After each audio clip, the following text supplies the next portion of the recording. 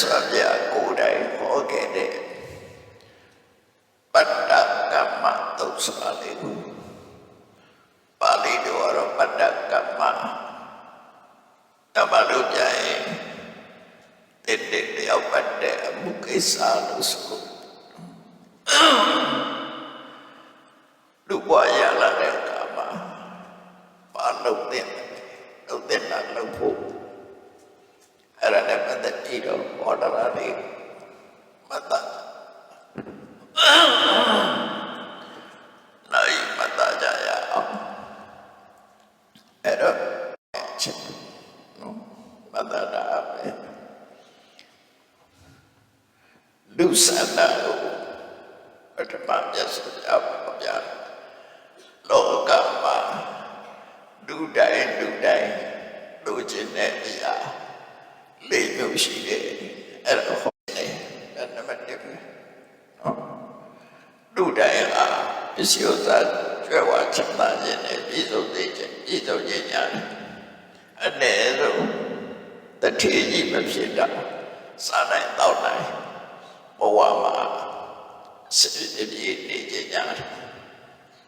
ဒါလူဆန္ဒတစ်ခုပဲဒါပဲအဲ့ဒီလူဆန္ဒကိုလူတိုင်းရနိုင်သလားလို့ဆိုမရဘူးဒီလိုမှဆန္ဒမပြည့်ကြဘူးသာဝတိစမပြည့်ကြဘူးပစ္စည်းဥစ္စာချုပ်နေကြတယ်အဲ့လိုပုဂ္ဂိုလ်တွေလည်းလောကမှာအများကြီးရှိတယ်ဆင်းရဲပွင့်တည်ခြင်းလို့ခေါ်တယ်ဆင်းရဲပွင့်တည်ခြင်းဟာ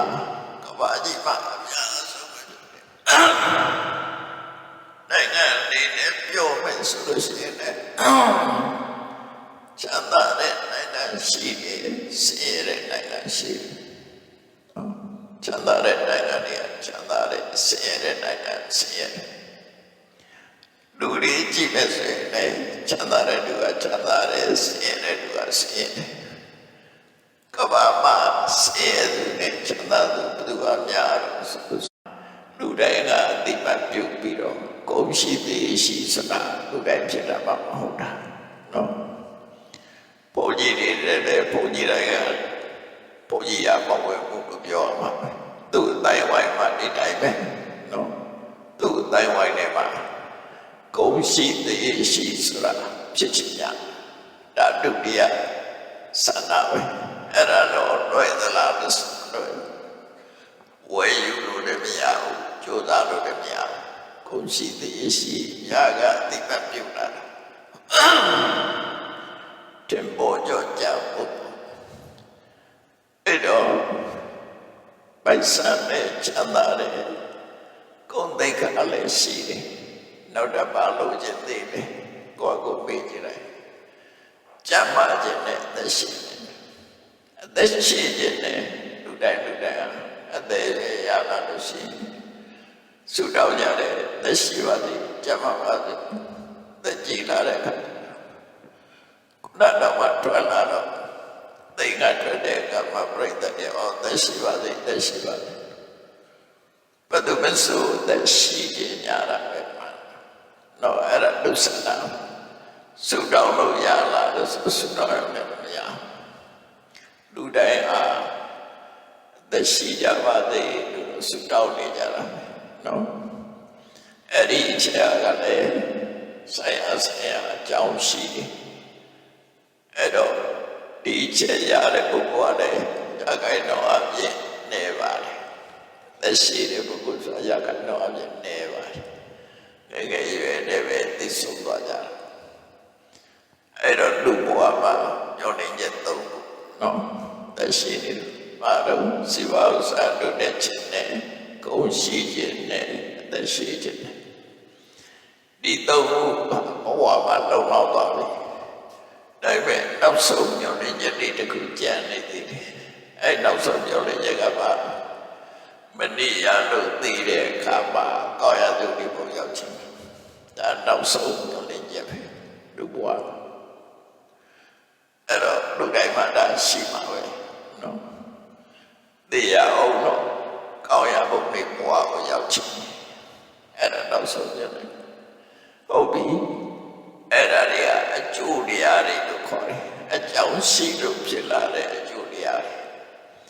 လူတွေလိုချင်တဲ့အကျိုးတရားဒီမျိုး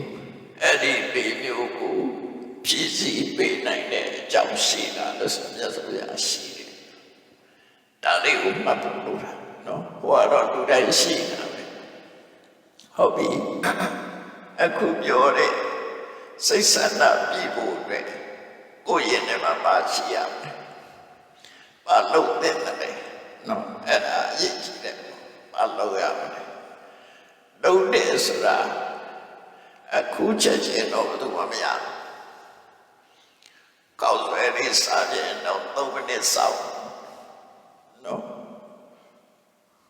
စောင့်ရမှာပဲလေလုံးတာတော့လုံးအောင်အခုလုံးအခုဖြစ်တယ်ခုမှမရှိဘူးနော်ဘာမှလည်းအမှလည်းရှိတယ်အခုရေတွေတူအခုရေကြီးတောက်ချင်မရဘူး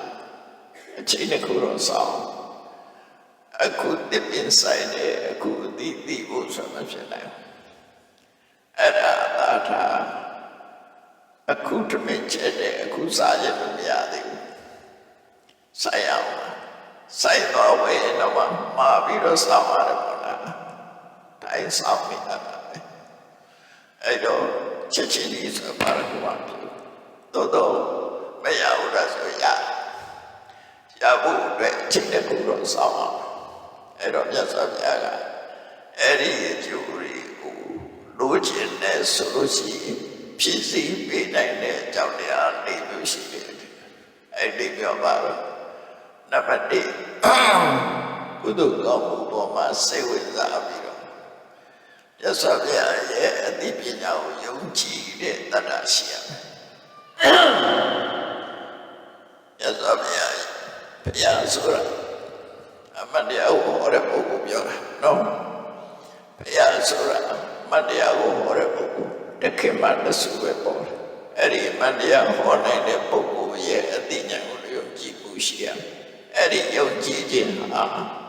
ဘာကိုယုံကြည်တာလို့ဆိုအသိဉာဏ်ကိုယုံကြည်သည့်အတွက်ကြောင့်အဲ့ဒီအသိဉာဏ်ရှိတဲ့ပုဂ္ဂိုလ်ရဲ့စကားကိုလိုက်နာ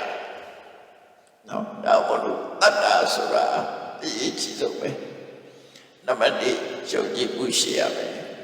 ယုံကြည်မှလည်းလုပ်တဲ့လူတွေအဲ့တော့နံပါတ်1ကတတ္တနဲ့ပြည့်စုံဖို့လိုအပ်တယ်ရှင်နဲ့မာသရာတရားရှိပြီးစေကုသကောင်းမှုတွေလုပ်ကြတယ်အပြည့်ပဲပြန်နော်နောက်တစ်ခုကပါတော့သီလကိုကျင့်တရားကောင်းထိသိကိုလိုအပ်တယ်ကိုကျင့်တရားပြပြပြီးတော့ကောင်းတာကိုလုပ်ခြင်းမရနိုင်ကိုကျင့်တရားကောင်းဖို့လိုတယ်သီလသဗ္ဗရာဟုတ်ပြီယုံကြည်ခြင်းလည်းကောင်းတယ်သီလလည်းကောင်းတယ်အလိုလိုဖို့လိုတယ်လောကမှာကိုရတဲ့ပစ္စည်းဥစ္စာကိုလောကသားတွေနဲ့မျှဝေပြီးတော့ခံစားရမယ်ကိုတယောက်နဲ့သုံးမယ်ဆိုရင်လူတယောက်ဟာအပိုင်းစီတိုင်းဥပမာတခုကြည့်ခွေအုပ်ထဲမှာသိတာအောင်ပြောပြမယ်ဆိုရင်အမေယူလေးတစ်ချောင်းပြစ်ထည့်လိုက်ခွေလေးကိုက်မကုန်ဘူးအကေရီတာညာဝိခံစားရမယ်ဆိုရင်ဖြစ်စရာအကြောင်းမရှိကိုရတဲ့ပစ္စည်းတွေကိုအလုံးနဲ့ညာဝိခံစားရတာစာကလို့ခေါ်တယ်နော်အဲ့ဒီစာကဆိုတာကိုမိသားစုလိုက်ညာဝိခံစားရမယ်အဲ့ဒါမို့ဆိုရင်မိသားစုချင်းတော့မတည့်ဘူးမတည့်တာဖြစ်တတ်တယ်ညာဝိခံစားရတဲ့စာကဆိုတဲ့နေရာအဝပြောရတော့ကိုယ်ရတာကြည်တတ်တဲ့ selfishness မရှိရဘူးပြောတာနော်ကိုကြိုးရှာသမားမဖြစ်ရဘူးအလုံးအတွက်ပဲကိုယ်တို့လုံးနဲ့အလုံးအတွက်ပဲအဲ့စိတ်ထားနိုင်ရမယ်လို့ပြောတာနော်စာကတိုက်တဲ့တော့ပြရမယ်ကျွေးရမယ်ရှေ့ရလို့ပါပဲကုမ္ပဏီတစ်ခုထောင်နေဆိုဘယ်ရောက်လဲစားကြတော့မရတာ စားရတာပဲမဟုတ်လားအလုံးအပြတ်ဒီစားတော့ရတာမြတ်ဝီချင်းမလုပ်ဘူးဆိုရင်မြတ်ဝီမလုပ်ဘူးဆိုလို့ရှိရင်အဲ့ဒီကုမ္ပဏီအမအောင်ပြမှုစီပွားရေးမြတ်ဝီကိုတယောက်စားကြရအဲ့လိုဆိုရနော်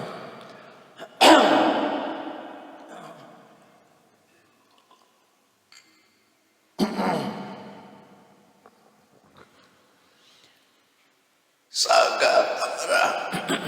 မြဝေပုနဲ့နေရနောက်ဆုံးတစ်ခုလိုအပ်ချက်ကပါတော့ပညာသမရာအသိပညာတော့ရှိဖို့လိုအပ်တယ်အသိပညာဆိုတာသင်ထားတဲ့ပညာတွေအပေါင်းဝင်ပေါ်တယ်ဘဝမှာစဉ်းရင်စဉ်းစားတဲ့အသိပညာဆိုလိုတယ်နော်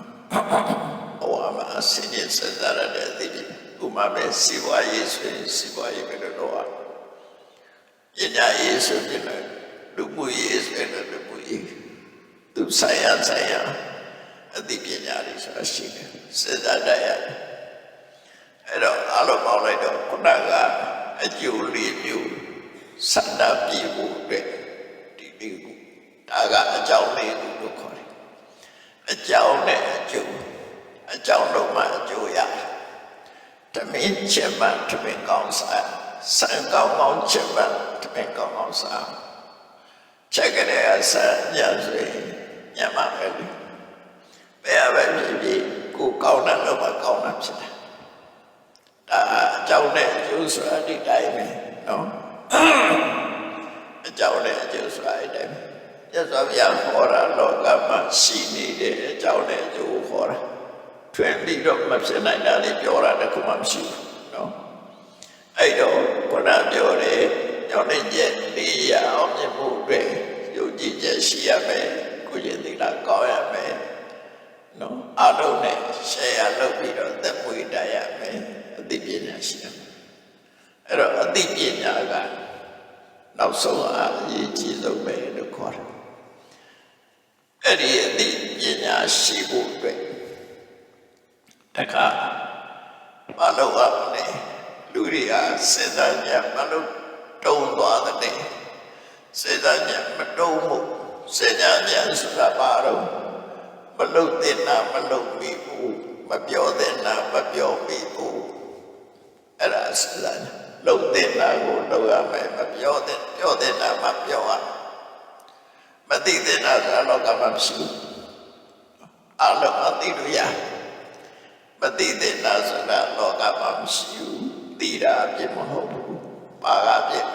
မပြောတဲ့နာပြောရင်အပြစ်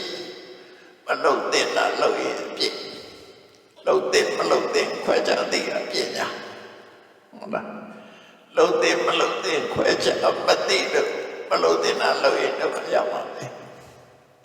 ဘယ်သူပဲဖြစ်ဖြစ်မလုပ်တဲ့နာလုပ်ရင်တော့ရောက်ပါပဲနော်လုပ်တဲ့နာလုပ်ဖို့လိုတယ်အဲ့ဒီအပြစ်ကြခေါ်တယ်အဲ့ကြတော့မလုပ်တဲ့နာကိုရှောင်ရမယ်လုပ်တဲ့နာကိုလုပ်ရမယ်အဲ့ဒီပြညာရှိဖို့အတွက်ပညာကိုဟန်တာတဲ့အရာတွေရှိတယ်အဲ့ဒါတွေကိုရှော့ချဖို့လုပ်တယ်ဘာတွေတော့ဆိုရင်လောဘကြီးလွန်တာရှော့ချဘယ်လိုပဲဖြစ်ဖြစ်လောဘကြီးလို့ရှိမရဘူးဈေးအောင်တာပဲဖြစ်ဖြစ်လောဘအပြတ်နဲ့သိယူလို့မရဘူးလေဟုတ်လားအပြတ်သိရကြတာနဲ့စွတ်တင်တာဘယ်ဝဝယ်မလို့ရှိရွှေစိတ်တက်လို့ထောင်းတယ်အပြတ်နဲ့သိယူလို့မရဘူးအဲ့တော့လောဘကိုရှော့ရမယ်နောက်တစ်ခုကဒေါသကိုရှော့လူတွေကဒေါသလည်းမလျှော့နိုင်ဘူးလောဘလည်းမလျှော့နိုင်ဘူးဆိုရင်အောင်မြင်မှုမရနိုင်ဘူးဟုတ်လားလောဘကိုလျှော့ရမယ်ဒေါသကိုလျှော့ရမယ်နောက်တစ်ခုကောင်းတဲ့လူနဲ့ပတ်သက်ပြီးတော့စိတ်ဝင်စားမှုမရှိတဲ့ထုံထိုက်မှုကိုလျှော့ရမယ်နောက်တစ်ခုကစိတ်မတည်ကြည်မှုစိတ်ပူပန်မှုတွေကိုလျှော့ရမယ်ကမကောင်းတဲ့အချိန်မှာတစ်ပြင်းကပါဖြစ်မလဲတစ်ဘက်ကပါဖြစ်မလဲပူနေတယ်နော်ပူ နေတာအဖြစ်မဟုတ်ဘူးပူနေခြင်းကြောင့်လည်းဘာမှမဖြစ်ဘူးပူနေမဲ့အစားကနေငါမလုပ်လို့ရတယ်အကောင်းဆုံးကိစ္စတခုငါမလုပ်လို့ရမယ်အဲ့လိုဘာမှလုပ်လို့မဖြစ်ဘူးပရိစိတ်လို့ရတယ်ဆိုစိတ်အောက်တာတစ်ခုလုပ်နေလိုက်ဟုတ်လားမဖြစ်နိုင်တာတွေတွေးပြီးတော့စိတ်ကူနေတာလည်းပဲအတိပညာတုံးရဲ့အကြောင်းပဲလုပ်ခဲ့ပြီးတဲ့မာတွေကိုတွေးပြီးတော့စိတ်ကူနေတာလည်းအဖြစ်မဟုတ်ဘူးအဲ့ဒါတွေတော့အရှိသေးတဲ့ကိုယ်ခန္ဓာကိုယ်ကမတွေးနေတာ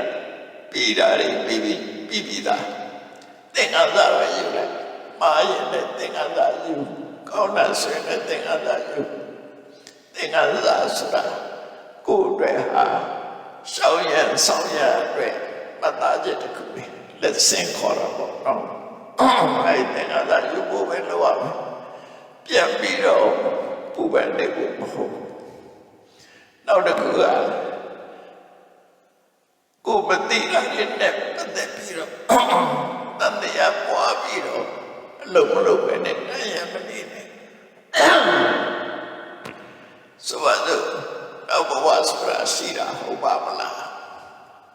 နော်အဲ့တော့ဒီလိုတွေတော့နောက်ဘဝဆိုတာရှိရလားဘာဖြစ်မှာတော့ညဖြစ်မှာတော့တွေ့ဘူးနေတယ်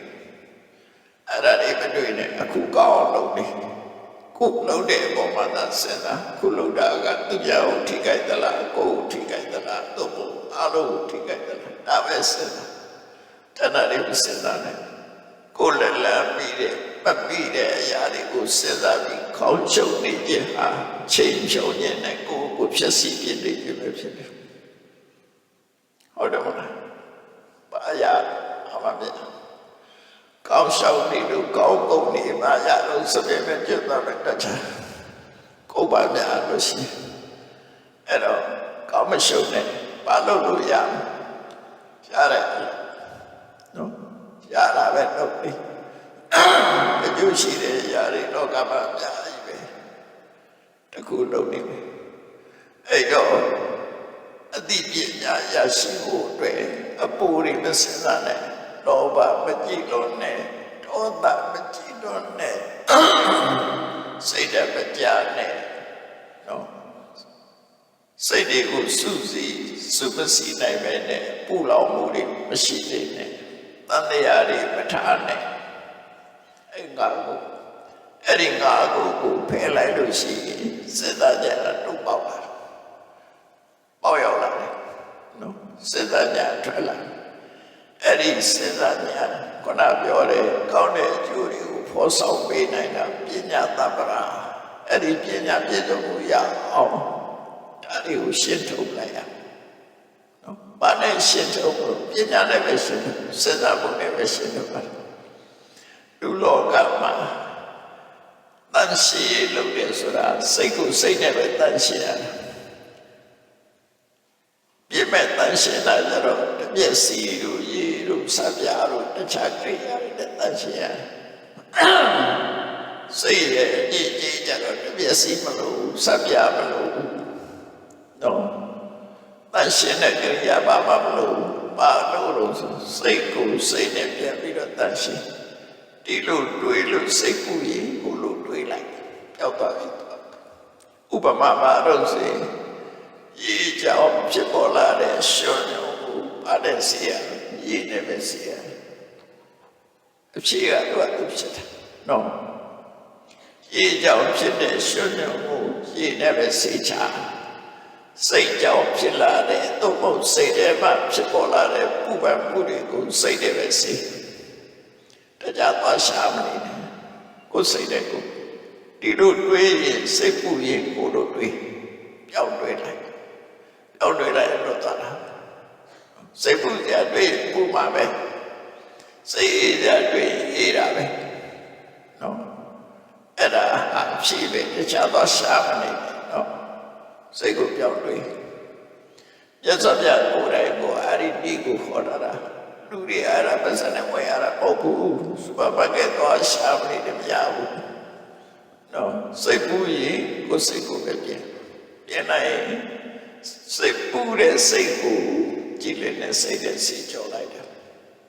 တ တရားအရာကိုနှလုံးသွင်းနေလိုက်တရားအရာကိုစိတ်ဝင်စားနေလိုက်ဥပ္ပမှုတွေပြောက်သွားလိုက်သူကဖယ်ထားလိုက်တာ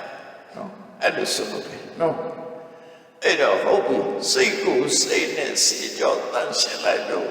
စိတ်အကြည့်လေးပြတ်သွားပြီဆိုတဲ့အခါမှာလူလောကမှာဝတ္တရားရလို့အမဲ့ချက်တွေရှိတယ်ကိုရှာလာတဲ့ပစ္စည်းတွေနဲ့ပတ်သက်ပြီးမလုပ်နဲ့နံပါတ်1နော်ရသော်ရဟောတာအဲ့ဒီအောင်ဟောတာဟုတ်ပြီစိတ်ကိုစိတ်နဲ့ရှင်းလိုက်တော့စိတ်တွေကလင်းသွားပြီဆိုရင်မလုပ်နဲ့ကိုရှာလာတဲ့ပစ္စည်းတွေကိုလဲလိုက်နံပါတ်2ကိုရှာလာတဲ့ပစ္စည်းတွေနဲ့ကိုချမ်းသာအောင်နေမိဘတွေကိုချမ်းသာအောင်ထားသာသမီတွေကိုစင်ပြေအောင်ထားတတ်နိုင်ပစ္စည်းကိုကုညီအဲ့ဒါနံပါတ်1ကိုယ်အတွက်သုံးချမယ်မိဘတွေအတွက်သုံးချမယ်ဆွေမျိုးသားချင်းတွေအတွက်သုံးချမယ်မိတ်ဆွေသင်္ကာတွေကိုကုညီမယ်ဒါနံပါတ်1တော့အပဲချက်ပဲ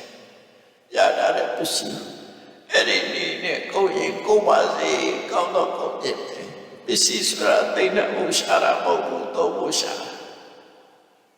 ပစ္စည်းအသိတိုင်းကျန်ရမှာပဲဒီကျန်ရတော့မှအခေါက်နဲ့ကရုကဆိုတယ်လို့နိုင်လိုက်မှရမှာမဟုတ်ဘူးတကြွခုရဲထဲရတော့ဖောက်ပြီးယူသွားတယ်အကြီးတွေပါလေကောင်းလေးထဲလိုက်ဖောက်ယူလိုက်တာရှိတယ်အဲ့ဒါနော်ခုကတော့ကရုကလည်းထဲမှာမဟုတ်ဘူးကရုကလည်းစေးတက်အဲ့တော့ပစ္စည်းဆိုတာကိုနောက်ဆုံးထွက်တဲ့ရဟိုဘက်မှာကိုပိုင်တာတခုမှရှိဘူးလောကမှာပိုင်တော့အဲ့တော့ကိုပိုင်နေတဲ့အချိန်မှာစီမံခန့်ခွဲရမယ်အဲ့လိုစီမံခန့်ခွဲကိုရှာလာတဲ့ပစ္စည်းတွေကိုချမ်းသာအောင်နေဖို့မိဘတွေကိုကြွေးပွေဆောင်ရှောက်ဖို့သာသမီတွေကိုကြွေးပွေဆောင်ရှောက်ဖို့မိတ်ဆွေတွေကိုညီဖို့အဲ့ဒီချက်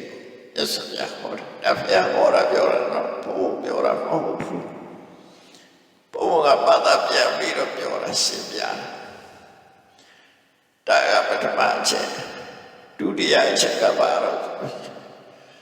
ပြဿနာတက်လာလို့ရှိရင်ပြဿနာကာဝယ်ဖို့ပစ္စည်းကိုတော့ဟုတ်ပါတယ်ခုခေတ်ဆိုကြိုက်ကာဝယ်အစပြရတယ်အဲ့ဒါကာဝယ်တာပဲဟိုတာတောင်းပေးလိုက်ဒီတာတောင်းပေးလိုက်ပေးခြင်းပေးမပေးခြင်းပေးကိကလေးဝါလုံးလေးနဲ့တောင်းလိုက်ပေးသွားအဲ့ဒါမှအစပြတာတော့ဆိုရင်ကိုသွားခြင်းနဲ့တရားရောက်မှာမဟုတ်ဘူးအလုံးကိုစပြအောင်ပေးသွားတယ်တမြတ်စွာဘုရားဟောတာလည်းတော့ပါတယ်ခုခေတ်မှာတော့အောင်မိမနေနဲ့နော်ဝါဒဂိတ်ကြီးအများကြီးပဲဝါဖို့တောင်းတဲ့ဂိတ်ကြီးပြောတယ်အဲ့ဒါတွေအများကြီးရှိတယ်လို့ပတ်စပ်ပြီးသွားမှအဆင်ပြေတာအဲ့ဒါဘာလို့ကိုရှာလာတဲ့ပစ္စည်းတွေကိုဘဝအဆင်ပြေဖို့အတွက်သုံးချခြင်းပဲဒါလည်းအသုံးချတာတခုပဲလေလို့ဆိုရင်ကိုပြဿနာဖြစ်နေပါပြီအဲ့ဒါလည်းပြေးအေးသွားပြန်ကျော်လွားအဲ့လိုကျော်လွားဒါတခုနှစ်ခုရှိနော်တတိယတစ်ခုကဘာလို့ဆိုရင်တရေဝင်ပြရတဲ့ကိစ္စတွေအခွန်ဆောင်ရမယ်ဆောင်ရမှာပဲဒါလည်းအခွန်ပေးနောက်ဆွေးရည်တွေကိုကြီးမှန်ပြီးတော့ကုသိုလ်လုပ်ဒါလည်းဘုရားပိဋကပဋိလို့ခေါ်တယ်ဒါလည်းလောက်ရမှာပဲအိမ်မှာဒီယောဖလာပူဇော်တဲ့တတ်တွေရှိတယ်အဲ့ဒီတတ်တွေကိုလည်းပဲအမြဝေရပေးရကလောက်ဒါလည်းပဲတူတူပဲနော်အခွန်ဆောင်တာကရာဇပတိလို့ခေါ်တယ်တတ်တွေကိုလူရတတ်တာဒေဝတာပဋိလို့ခေါ်တယ်နောက်ဆွေရည်မျိုးတွေကိုဝယ်တော်လာတဲ့ဘုရားပိဋကအထူးသဖြင့်တော့တရုတ်လူမျိုးတွေကဒိဋ္ဌိစသလုပ်နေရတာ ancestor worship ဆိုတာနော် ပိုးပွားမိပါလေကြော့တယ်ဆိုတော့ပွဲဟာဒါပဲရတဲ့ကလေးလောက်တာမရှိဘူးနော်ပိုးပွားမိပါလေကြော့ပွဲအဲ့ဒီပွဲလို့ကသူကဒါလည်းပဲကိုပစ္စည်းကိုသုံးချပြီးတော့လူရကျေစုဆက်တဲ့ပွဲပဲနော်အဲ့ဒါကိုဥပပိတပတိလို့ခေါ်တယ်ညာတိပတိစာကိုယ်ဆွေမျိုးတွေတဲ့ပြည့်ပြည့်စုံတဲ့ပုဂ္ဂိုလ်ကိုပေးကိုပေးဆွေတဲ့အိလာတဲ့ဧည့်သည်တွေပါလေဧည့်သည်တွေပါလေရောက်လာရင်လည်းထိုက်တဲ့တော့ပေးအဲ့ဒါလုပ်တဲ့လုပ်တဲ့လူရင်ကြည့်မှုရလုပ်တဲ့လုပ်တဲ့ပြောပြတချို့နိုင်ငံတွေမှာဒါမလုပ်တော့ဘူးနော်တချို့နိုင်ငံတွေမှာဒါမရှိတော့တော့မရှိတော့အဲ့တော့ဒါကရင်ကျေးမှုတစ်ခုပဲနော်ရင်ကျေးမှုတစ်ခုပဲအဲ့ဒါကတတိယအချက်စတုဒ္ဒအချက်ကတော့ဘာလို့ကုလို့ဒါနကောင်းမှုပြုတာဒါဆေကတခါတသက်ပါတခါနှစ်ခါဝိနည်းတို့ဘာလို့ဒီလိုလုပ်တာတသက်ပါတခါဝိနည်းဆိုတယ်ဟုတ်တယ်မလားဝိနည်းဝိလာဝိရဲ့စတသက်ပါတခါရှိတာလေအဲ့လိုကုသိုလ်ကောင်းမှုနဲ့လို့အဲ့ဒီနဲ့ကိုရှာလာတဲ့ပစ္စည်းတွေကိုသုံးချရမယ်အဲ့ဒါလို့ဆိုလို့ရှိရင်ဘဝမှာကျင့်တတ်စရာကောင်းပြီကိုလုံတဲ့နာတွေလုပ်ပြီးပြီအလုပ်ကိုကျင့်တတ်စရာကောင်းတယ်လူအနေနဲ့လည်းဝတ္တရားကြည့်တယ်ပစ္စည်းအနေနဲ့လည်းတကယ်ကိုစနစ်တကျအသုံးဆွဲခဲ့တယ်ဆိုတော့အဲ့ဒါမှကိုကျင့်တတ်အားရသေးတဲ့အချက်တွေပဲနော်အဲ့ဒါလေးအနှစ်ချုပ်ကိုပြပြီးတော့မှတ်ရအောင်အနှစ်ချုပ်ပြမှတ်ပြီးလူစနာလေးကိုဖြစ်ချင်တဲ့အရာလေးကိုစီပါဝဇာတို့နဲ့ချင်းနဲ့ကိုယ်တရင်ရှိခြင်းနဲ့အသက်ရှိခြင်းနဲ့သိပြီးရင်ကောင်းရတဲ့ဒီကိုရောက်ခြင်းနဲ့ဒါပထမအဲ့ဒါပြည့်စုံဖို့အတွက်တတ္တသဗ္ဗရာယုံကြည်မှုနဲ့ပြည့်စုံရမယ်သီလသဗ္ဗရာကိုကျင့်တရားကောင်းရမယ်စာဂသဗ္ဗရာကိုယ်ရောက်တဲ့သုံးပဲဆိုတဲ့စိတ်ဓာတ်မရှိဘူးမြဝေသုံးသွင်းရမယ်ပညာသဗ္ဗရာလုံးတဲ့တာနဲ့မလုံးတဲ့တာခွင့်ချက်သိရမယ်ဒါကအကြောင်းလေးမျိုးပညာသဗ္ဗရာဖြစ်ဖို့အတွက်ပါရရှိရမယ်လောဘမကြည်လို့နဲ့ဒေါသမကြည်လို့နဲ့နော်စိတ်ဓာတ်တွေမကြနဲ့နောက်တကမပူပန်နဲ့လုပ်ပြီးတယ်ဘာမလုပ်ပြီးတာတွေနဲ့ပတ်သက်ပြီးပူပန်မနေနဲ့တန်တရားတွေဖြစ်မနေနဲ့အဲ့ဒီဟာငါးခုဖယ်လိုက်လို့ရှိရင်ပညာတိုးတက်သွားပြီပညာတိုးတက်သွားပြီးတဲ့အခါကိုရှာတာတဲ့ပစ္စည်းဥစ္စာနဲ့ပတ်သက်ပြီးတော့အကောင်းဆုံးသုံးချတယ်ဆိုရင်ဒီကိုယ်အတွက်ကိုမိဘအတွက်ကိုမိသားစုအတွက်ကိုမိတ်ဆွေတွေအတွက်ကိုကြီးထောက်ပံ့ကြွေးပေးတာဒါနံပါတ်1နံပါတ်2ကပြဿနာကြုံလာလို့ရှိရင်ပတ်ဆက်ပေးတာပေးဖို့လည်းထားရအောင်နော်ပေးတယ်ဆိုတာကိုကပေးတယ်ကများတယ်အရင်ကတလားမှတည်းရပဲပေးတယ်အခုက every day ကပေးတယ်ဖြစ်ပေးတယ်အတွက်ထားဒုတိယတတိယကဘာလို့ဆိုလို့ရှိရင်ကိုတရားရကိုယ်လာတဲ့အတဲ့ပဲဖြစ်စေနော်ကြွေတာမွေးတာဒီကတာကိုယ်ဆွေမျိုးပြပါတဲ့ကိုယေရှုပြီးတော့ကိုယ်တို့ကောင်းဖို့ပြုတာမင်းဆိုရတာတွေကိုခွန်ပတ်တာပေးတာအဲ့ဒီလုပ်တွေအလည်းလုပ်အောင်နောက်ဆုံးတစ်ခုကပါတော့ကုသိုလ်လုပ်အလုံးမမိသားတော့အဲ့ဒါဆိုလူဘွားကျင့်တဲ့ဆရာကောင်းပြီလို့မြတ်စွာဘုရားကပတ္တကမ္မသုတ်တမှာအဲ့ဒါဟောတော့နော်ခုပါမဟုတ်မြတ်စွာဘုရားဘာလို့ဒါတွေကိုသိနေတာလို့ဆိုဘဝပေါင်းများစွာဖြတ်တန်းလာတဲ့အတွေ့အကြုံတွေရှိတယ်အဲ့ဒီအတွေ့အကြုံတွေကနေအကောင်းဆုံးရွေးထုတ်ပြီးတော့ပေးတယ်အဲ့ဒီတိုင်းလိုက်တာจิตတော့ပဲဆိုရင်ဘဝမှာအလုံးစပြည့်တော့မှာပါအစမပြည့်တဲ့အခါကျတော့လေသိခံပြီးတော့ကြော်ဖြတ်အဲ့ဒါဆိုဒါကြောင့်မြတ်ဗုဒ္ဓရဲ့ဆုံးမတဲ့ဒီဘဝကိုနေနိုင်အောင် ကြိုးစားအထုနိုင်ကြပါစေကုန်သတည်း